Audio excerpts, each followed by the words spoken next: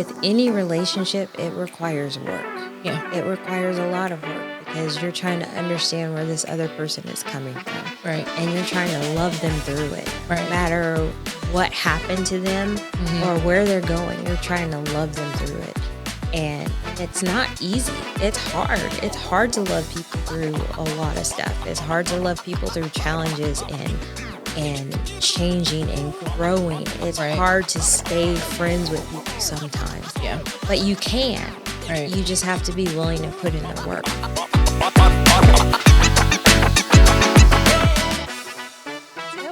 Hi, everyone. It's Brandy and Chrissy again, and we're back with another episode of Hella Friends, the podcast where we talk about women's empowerment, diversity, and the soundtrack to it all. Yes, ma'am. I'm excited. I am too. I'm excited about this topic, actually. Why? Why are you so excited? Because you wrote a book. I did. I wrote a book. You wrote a book. You've written two, but yes, I've written two books. That one's coming later. But today we are actually, on this episode, we're going to talk about your book called For the Love of Friendship. This is my copy, my autographed, signed copy. Thank you very much. And this is the actual copy where you can see what it looks like. Yep. Which is great because I haven't seen that one. Yeah, that's the hard copy. The hard copy. Yeah. So, but and you can have that one. You said it had all the same information in there, Brandy. It does. So it's the same book. We're kind of going to go through that. It's the exact same book. I promise. I swear. So we're going to do things a little bit differently because normally we kind of go back and forth with questions. But today, because this is our sole focus of kind of how Hella Friends started, our podcast was partly because of this book. So I get to do all the questioning today. Thank you very much. Yes, you do. So let's just get right to it. What prompted you, Brandy, to write this book? So, in all honesty, I had gone to lunch with a friend who I hadn't seen for a couple years. Mm-hmm. And when we were sitting down, she was telling me how much I had helped her throughout her journey in single parenthood. And while we were sitting there, I was thinking about it and I was like, well, no, that wasn't me. Yeah. That was someone else helped me through my journey. Mm-hmm. And I didn't realize how it changed my life to have somebody in my corner like that. Mm-hmm. Because she was telling me I was in her corner. And just looking back, I was like, no, that came from Chrissy. Mm. That came from somebody I knew when I was a young person. Mm-hmm. And I sat down and I wrote you a letter. Mm-hmm. And I didn't send it. I just wrote it. And I held on to it. And when COVID hit, I was working in healthcare and I didn't know if I was going to ever see any of my friends again. It was a really hard time. Mm-hmm. And my aunt even died from COVID. And it was hard for me because we would go shopping via like Google Chat. Yeah. Yeah. It was hard for everybody. Yeah, it was really hard. And that was not a fun time. And seeing so many people pass away every day when I came into work was really hard. Right. So what I did was in my spare time, I started writing because my kids had moved out during COVID. Mm-hmm. And that freaks me out a lot because I was like, oh, now my kids are gone. Mm-hmm. So I wrote a bunch of letters to different people in my life. And I was like, I should put this in book format so that at least if something was to happen to me, they would have this to look back on. Sure. And that's how the book got started. Awesome. I didn't think it was going to do as well as it did or spark conversations, but I'm glad that it did. Absolutely. Well, I mean, that's the whole purpose of you writing it for, right? Yeah. Because you want people to understand what the love of friendship is, the actual love of friendship. That's awesome. So I guess that kind of goes into my next question with what gets you motivated and inspired to write something like this in particular about friendship. I think so much of it had to do with often we go through the motions every day and we don't stop to think about the people who come into our lives or the impact that they have on us. Mm-hmm. And we get so wrapped up in what's going on with social media and the television and everything else. Social media has really, Yes. I mean, we can talk about that on another episode, but good God. So, and I've always been one who wrote, and I write every day. And it can be a poem, it can be anything. I write every day. So I'm always motivated to write something down. That's how I get my feelings across. And so my motivation is actually therapy. That's great. It is something that I use. That's my coping mechanism to deal with day-to-day life. And I've had a lot of crummy things happen to me. Yeah. And I take a journal and I write it down and I get my feelings out. I don't necessarily have to talk to anybody about it. I can write it down. And I've gone back and like read things that I've gone through and I'm like, huh. Yeah. And my perceptive of it is maybe other people have gone through this or maybe I should talk to someone about this. And that's my motivation is life has a bunch of experiences and not everybody's willing to talk about them. Right. Yeah. Because some can be quite personal, which you do share some personal things that happened in your life, but I know maybe just a little bit you didn't for good reason, which is fine. Yeah. But no, it is fantastic. So how long did it take you? In all honesty, it took me about 3 years to write this book. 3? Yeah. 3 years. Yeah. Because I would write and then I would put it down. Right. And then, well, you were working too. Yeah. I mean, working full-time job and I was working and I was going through some other stuff and it was hard. It just trying to put the words on the page. Right. Especially when you invest so much of yourself into creating something and you're trying to get other people to understand how you feel. Sure. Yeah. So it did. It took me 3 years off and on. And there was times I would get up at 2:00 in the morning and sit down and write because something would pop in my head. And by 6:30, my husband was coming down. He's like, "Hey, you going to work?" Yeah. I'm like, "Oh, oh yeah, I have that job to do." How long have I been down here? Right. Like what happened? That might be a little. Yeah. So it did. It took me some time because there was times where we're like, you cannot get up. It is midnight. Lay down and go to sleep. Right. But my brain kept going because this was a passion project for me. That's all I ever wanted to do was write. Yeah. And so once I was able to do it, forget everything else. I didn't care. It was like, get up, write. Yeah. So remind me real quick, because staying on that, you went to college? Did you go to college? What did you degree in? Business administration. Because I needed a job. I needed to do something. I was just curious. I kind of figured it was either maybe English, maybe the business, or maybe healthcare, because I know that's what you're in. So I got a business degree because I had a kid young and I had to figure out what I was going to do with my life. Yeah. And in the 90s, if you had a business degree, you could pick and choose your career. Right. It meant something. Yes. Yeah. Now it doesn't, but then it did. Yeah. So yeah, that's what I went to school for. I actually went to go to school to be a writer. Right. Because that was something that was always in me. Your thing. Like I was on newspaper. I was in photojournalism. I wrote plays. That was me. Yeah. But I kind of got discouraged because someone in my family said, writers don't make money. Yeah. And I was like, well, look at all the journalists on TV. They make a lot of money. Yeah. That's like saying photographers don't make money.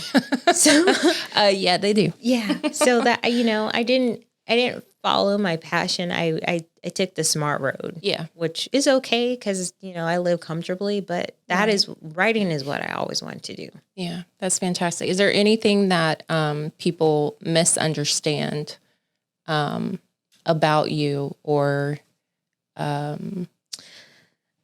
I don't know. Just kind of, don't quite understand where you're coming from in essence, whether it's pertaining to this book or just in conversation? I think a lot of times people misunderstand me because they don't know me personally. Yeah.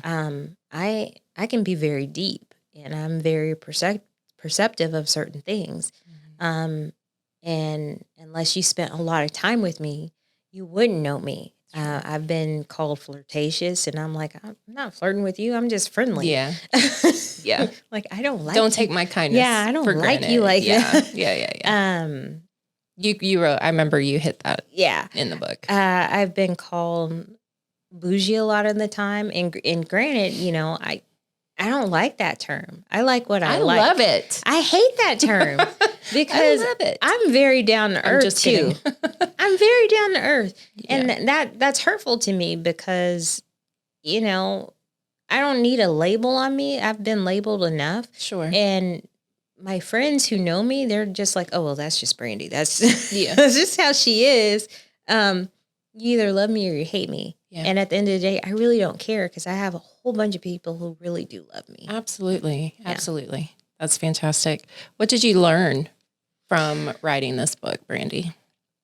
I actually learned that there are some awful people who will pretend to be your friend to gain something from you, whether it's knowledge or whether it's an advancement in their career or whether it is to piggyback off your life experiences. Mm-hmm.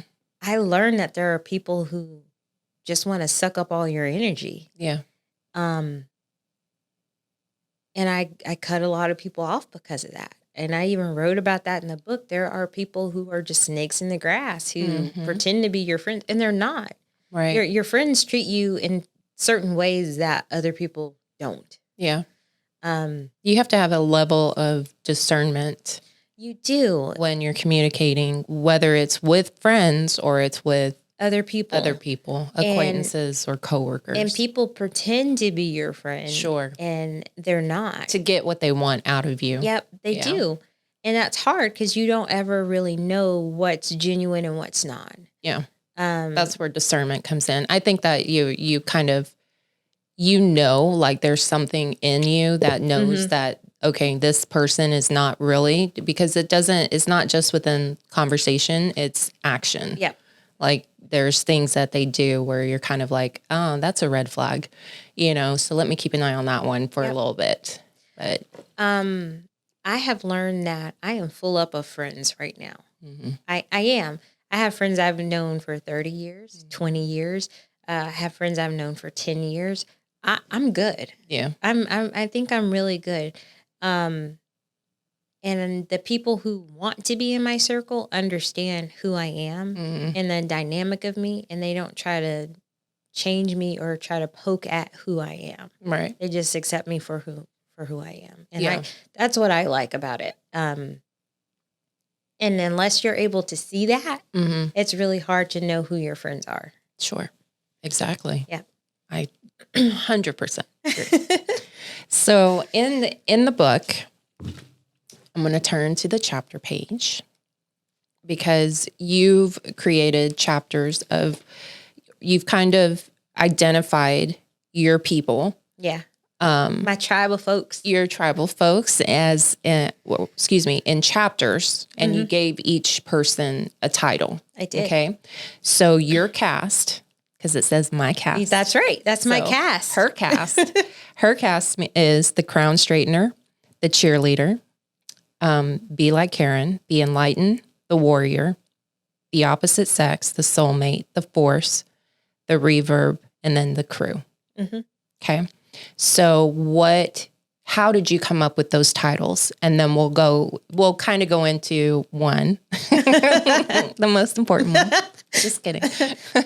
But we will talk about that one. But what made you label your tribe these particular titles? So when I was writing the individual letters, because there's letters in there to all those people, it marked how I saw them in my life, and I'm a comic book nerd, and I see people as kind of like heroes. And every time I would write something, I would see certain characteristics in people that made me give them a title. Like for one, the force. The force is actually me, because I'm a very forceful person. And when I meet someone, I can pick up on their energy, and I just kind of vibe with them. Mm-hmm. And people who don't necessarily want to have friends always end up being my friend. Mm-hmm. I don't know how. Mm-hmm. That's why I said I'm the Force. And, you know, I'm like a Jedi. I got that Force. It's just in me. It's just in me. I bring out the best in people, and they don't realize it a lot of the time. Mm-hmm. And so I saw that in myself. Mm-hmm. And I wrote about it because there's always somebody in somebody else's life who has that characteristic. Whether you want to put that label on them or not, they're there. Right. They really are. Right. And that's just how I came up with it. I saw these people in these characters, in these certain roles. Like the cheerleader is the person who, it didn't matter what I had going on, if it was a good decision or a bad one, they were going to cheer me on. Right. It's always good to have a cheerleader. It is. In your squad, but sometimes they need to tell you no. and mine is like the absolute best cheerleader. They just cheer me on no matter what. Right. I'm listening. You want to talk about your section? Because Chrissy's in the book. I am in the book, but like I said, we'll get to that one in a minute. But no, I mean, I like where we're going with you kind of giving a brief example of what each person meant to you and why you gave them that. So you did the cheerleader, you've done the Force, the enlightened. My enlightened friend they're like my little Yoda, believe it or not. There's a lot of Star Wars references. I like Star Wars. I'm sorry. Like, I told you I'm a big nerd. Okay. Kind of losing me. No, I'm kidding. They are. They are my enlightened person. They are the person who they see things that others don't. And they take a minute to look at life in ways we do not. Mm-hmm. They see nature for what it is. They can unplug from the rest of the world. So she's like your Kree from a different world. Yes. That is exactly what this person is like. That's fantastic. That's who popped in my head when you started saying, talking about all of that. That's exactly what this person is like. Free-spirited, but yet like in tune with earth and in tune with things that are happening, injustices and all of that stuff that character portrayed. Because I can honestly say my enlightened friend said something to me that impacted me so much. It changed the course of what I was doing. Mm-hmm. I was dating someone and we really weren't the best match, but he broke up with me and I was just hurt and just in disbelief over the breakup. And my friend said, "Really, B? Why are you so hurt? Because is this really the person you want to be with? You even said this was not your soulmate. You told this man to his face, you are not my soulmate while we were on vacation." I'm not kidding. I told him that. I was like, you are not the one for me. And you tripped over him? I did. And my enlightened friend said, "Yo, snap out of it. This is not the person you want to be with." Right. I get that you're hurt because the relationship ended, but this is not your person. Not right. And as soon as they told me that, I was like, dang. Yeah. Right? Okay. All right. You saw something I didn't see. I am acting a fool for no reason. Yeah. Absolutely no reason. You saw it. You just at that moment, you didn't choose to see it. I didn't. Yeah. Because it was grieving because you still, break up. It's and still my separation. Enlightened friend was like, "Yo, what are you tripping for? You don't even like this dude like that." Right. And I was like, okay, yeah, you're right. Yeah. I'm going to stop crying. I'm going to stop acting a fool. I'm getting my stuff together and I'm going to keep going. Because in the end, I didn't lose anything. Right. I really didn't. Yeah. And I was able just a little bit of time. Yeah. And I was able to take a step back and say, okay, I know my worth. Yeah. Because my friend has even said, you know what your worth is. You told this person this is not going to work out. Right. And I kind of looked at myself and I'm like, okay, cool. Now I'm ready to move on. Right. Which is great. So, there's always that person that's in your ear that can see stuff that you don't really want to see Sure. or can look at that time. Gotcha. It's always good to have that type Yes. of person. What about the warrior? I Who's the warrior? can't tell you who the warrior No, is. I'm not. I know. I just mean like, who is a warrior to you? So What is a warrior? Maybe that would be my my warrior is, we all have fights and battles that we go through in life. Mm-hmm. And everybody's fighting battle is different. My warrior has taken on so many fights and battles that are not her own, Mm-hmm. and has made a difference for everybody, Mm-hmm. not just in her life, but everybody has just fought and fought and fought. And I look at this person who wants to make the world a better place. Mm-hmm. And there's not a lot of people like that. There's a lot of people who are willing to just sit on their hands and say, hey, it's okay. Well, I'm just going to do it this way. Right. My warrior will fight for you, me, and everybody else. And it doesn't matter the color of your skin. It doesn't matter your sexuality. They are just a fighting spirit. Mm-hmm. And that one particular person helped me fight through one of the hardest fights I've ever had to go through in my life, and was right by my side. Mm-hmm. And because of her, I understood what it was to fight for what you believe is right. Mm-hmm. She even went to protest during Black Lives Matter and several protests. And she had 2 small kids. And I said, you probably shouldn't be out there because they're arresting people and they're tear gassing people and they're fighting. Mm-hmm. And that's not the best thing to do. I understand you are fighting for a cause, and that's great. Mm-hmm. I'm not against that, but I want you to be safe. Mm-hmm. And she heard me. She really did. She understood what I said too. Mm-hmm. She went right back out there. Mm-hmm. So she is a fighter in her soul and in her spirit. I'm so proud of the person that she is. Mm-hmm. So it's somebody you kind of draw that mm-hmm. type of I do. I really do draw strength from her because she's been like that her whole life. I've seen her fight over and over and over again, and she does not give up. Yeah. And it kind of sounds like you. But I'm willing to give up. I'm willing to get up. Mm-hmm. I'm willing to get under a blanket, cry. Yeah, but that's not, you never stay there. That's part of being a warrior too. That's true. You never stay there. I know you. Yeah, I want to though. Don't think I do. Who doesn't want to? My goodness.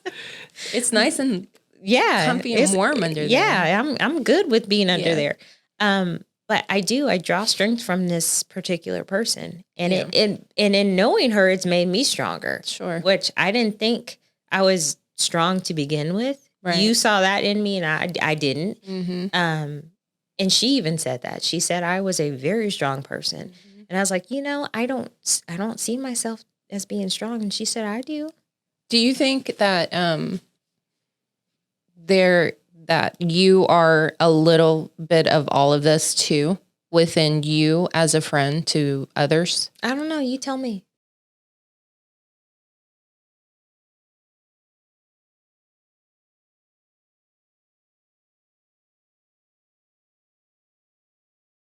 You are, not really? Are, but are. In past tense were. I'm going to die tomorrow. We're going to use this. We're going to use this at the eulogy. I'm just kidding.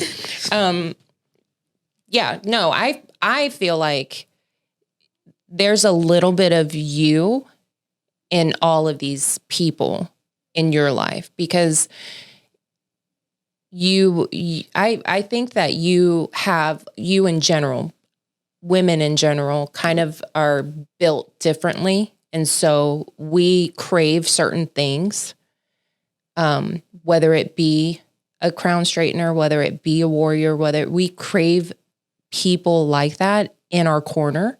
So we can bring out those things within ourselves because it's in there.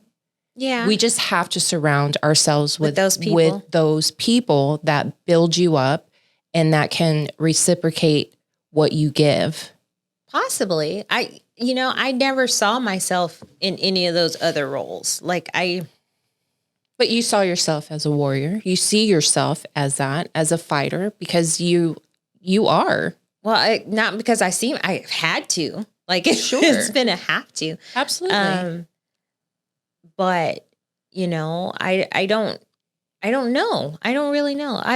Because we're friends. You see that in me. Yeah. Yeah. Well, and I feel like it's part of my job too, to make sure that you know that what your worth is to me. And I feel like we should do that for other women too. I feel like it's a responsibility to give selfless thanks to someone who has been so,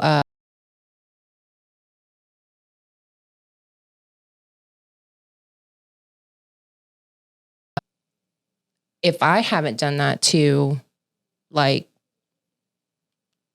confirm or validate you in any way, I absolutely feel like you reciprocate a lot of these things for me personally.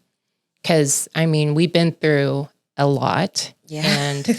And there are times where sometimes, you might have had to wear 2 or 3 of these types of armors, if you will. Yeah. You may not even know it, but you are.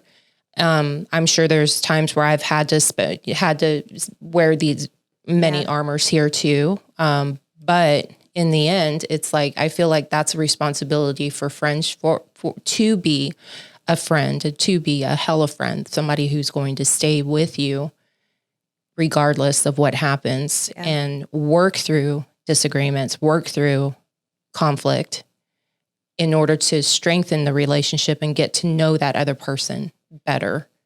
That's the only way a relationship can grow. Yeah.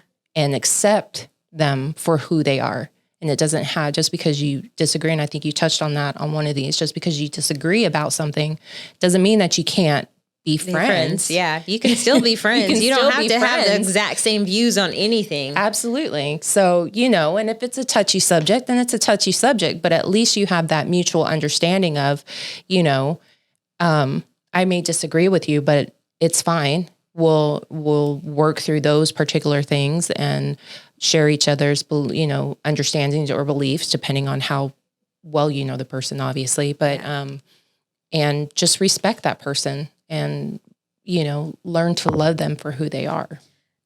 I think a lot of times people don't realize that friendship is a relationship. Absolutely. And with any relationship, it requires work. Yeah. It requires a lot of work because you're trying to understand where this other person is coming from. Right. And you're trying to love them through it. Right. No matter what happened to them or where they're going, you're trying to love them through it.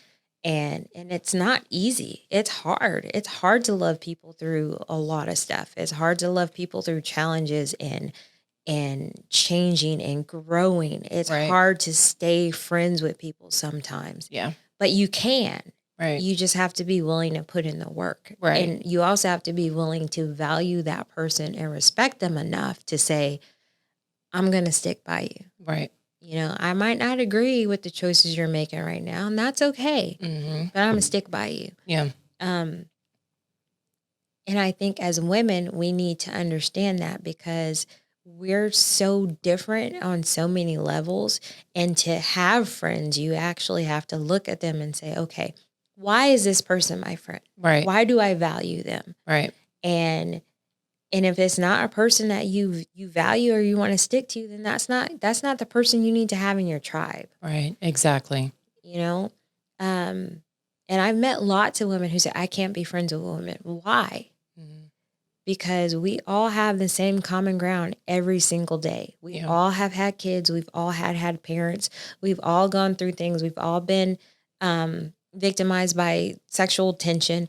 We've all walked the same kind of paths, not necessarily in the same order, but the same paths. Yeah. So if anything, another woman's going to understand you. Yeah. And it's funny that you say that, which when those words came out of your mouth, it took me back to, I've said those words before. Like it wasn't until way later in life, minus the you, maybe another couple of people friends? during Okay. my high school. I promise you, I was always friends with the guys first. Oh, I know. I was too. So those words of saying I have a hard time being friends with a woman were so true for me. And it took a very long time to gain trust of another The woman. Yeah.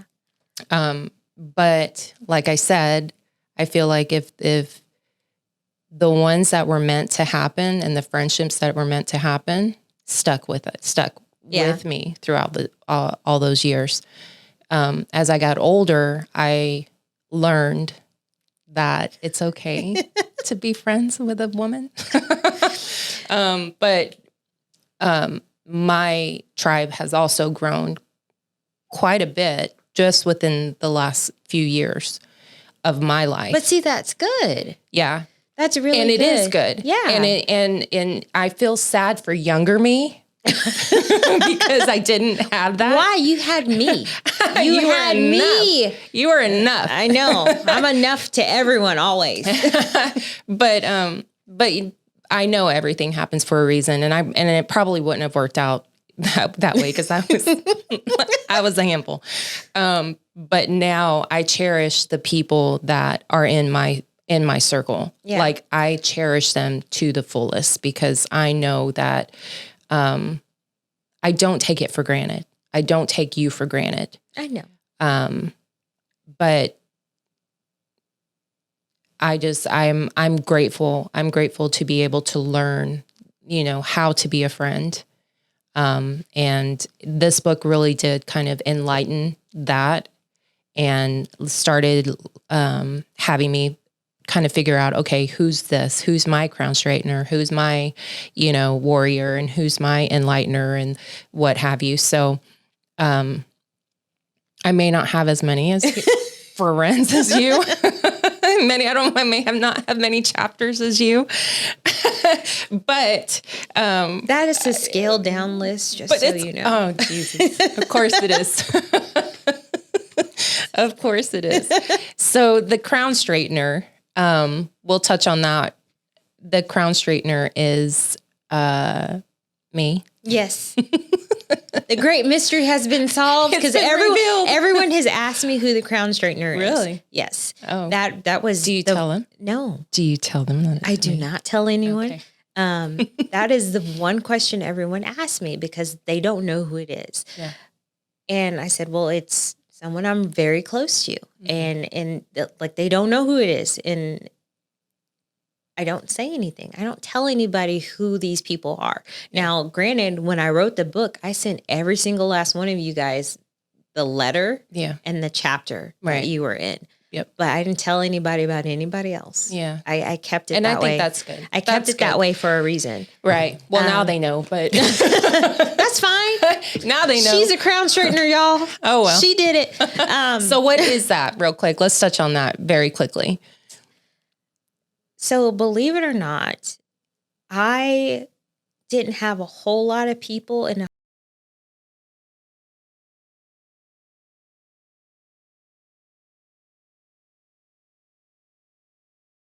I have 3 sisters. I do, but my 2 older sisters, they were a lot older than me, and I was a young person, and it was really hard growing up in my household because I had a lot of stuff going on when I was a teenager, and you were always that one person who would push me and say I could do anything, even with writing in class. If I would write something, you would read it and be like, you wrote this? And I was like, yeah, who do you, my name's on it. And you always push me to be more. And you would remind me, I'm a queen, even if nobody else saw it. I'm a queen. And if I was down or I was having a bad day, you would remind me, you straighten your crown, you lift your head up high and you keep going. Yeah. You fix your lip gloss and you keep pushing. When I turned 21, You probably don't remember this. When I turned 21, I had moved back to Arlington, and I was by myself, and I had a little kid. He was 1.5 years old, and I didn't have anybody to spend my birthday with, and I had never celebrated a birthday. You came and you picked me up. You bought me a birthday present, and you reminded me that I matter on my birthday. You did that. And you probably don't remember. You don't. Were you living in the apartment? Yes. Oh, I do remember. See? I do remember something. Don't ask me what I bought you. Did I pick you up in my blue Honda Accord? You picked me up in your, and I was so sad because I was turning 21. Yeah. And it was no big deal, and it didn't matter to anybody, and nobody said anything to me. And I was somebody's mom, and so I was trying to carve out who I was in life. And I really felt like I didn't matter at that point. And you reminded me, no, you matter. You matter to me. I love you. I do. And we're going to go out with these babies, and we're going to have a good time. It doesn't matter. Doesn't matter if we have these babies. Does not matter. We're going to take these babies to the park. We're going to go spend the day as friends. Yeah. And that one incident changed how Brandy felt about herself. It did. Because that was the one time someone celebrated me after my dad died. My dad had died when I was 15. And nobody had said anything to me on my birthday for that duration of time until that day. Oh, my goodness. Well, perfect timing. You're welcome. No, I'm just kidding. Until that day. And that's why I wrote in the book, like, there's things that happen in your life that matter. And your friends are part of those moments, and we have to look at them and cherish them. And if I wouldn't have said anything about it, that would have just been another memory it would fly by night. Yeah, for sure. Fly by night. Yeah. But it mattered to me. Right. That's what was most important. Yeah, it mattered to me. And it changed me, because from that moment on, I wasn't sad on my birthday anymore. Yeah. I really wasn't. And I took every birthday from that one on and made sure I was going to celebrate in some kind of way. Good. Yeah, because I failed after that. I failed big time. No, I'm so sorry. You didn't fail. So I think we're just about done with time, unfortunately. Okay. But do you want to let everyone know where you can purchase your book? Sure. So, believe it or not, For the Love of Friendship, you can purchase anywhere books are sold. You can get it at Target online. You can get it at Barnes & Nobles. It is available for purchase on Amazon. And it's also featured at the Doc Bookshop, which is the #1 Black-owned bookstore in all of North Texas. Nice. Yes. I didn't even know that. Yes. Fantastic. I am a featured author there. Yay. Yes. Cue the applause. Cue the applause. That's awesome. And then you have your other book coming out June 29th. Yes. I'm excited about this one. I know, because you forced me to write this one. I kind of did. So my second... I have a good way of like telling people what to do and then holding them accountable. Yeah, you do. But you try to do that to me? Yeah. No. Yeah, you do. Not going to happen. So my second book is entitled Wrongful. It is the true story of how my 17-year-old son was wrongfully incarcerated in another state, and how I had to get him out of that situation by myself with no legal representation. Right. That was a journey. Yes, it was traumatic to say the least. I'm still overcoming that, but it did me good to write about it. Good. And then we're doing a launch. Yes, we're doing a launch. We're having a launch party, y'all. So you can come meet me and Chrissy at American Shaman on June 29th in Fort Worth. It is located on Sycamore School Road. Yes. I think we'll be there from 12 to 2. Yep, 12 to 2. Yeah. Awesome. And then you can also check out our website, Three W's. hella-friends.com. And that will have all of those details on there as well. But well, that's our episode for the week. So thank you guys for joining us once again. Make sure to like and subscribe. We're on YouTube, Hella Friends Podcast. We're on Threads, Instagram, Spotify. We're on Spotify now. We're on Spotify now. And then, as always, check our website. I just said that.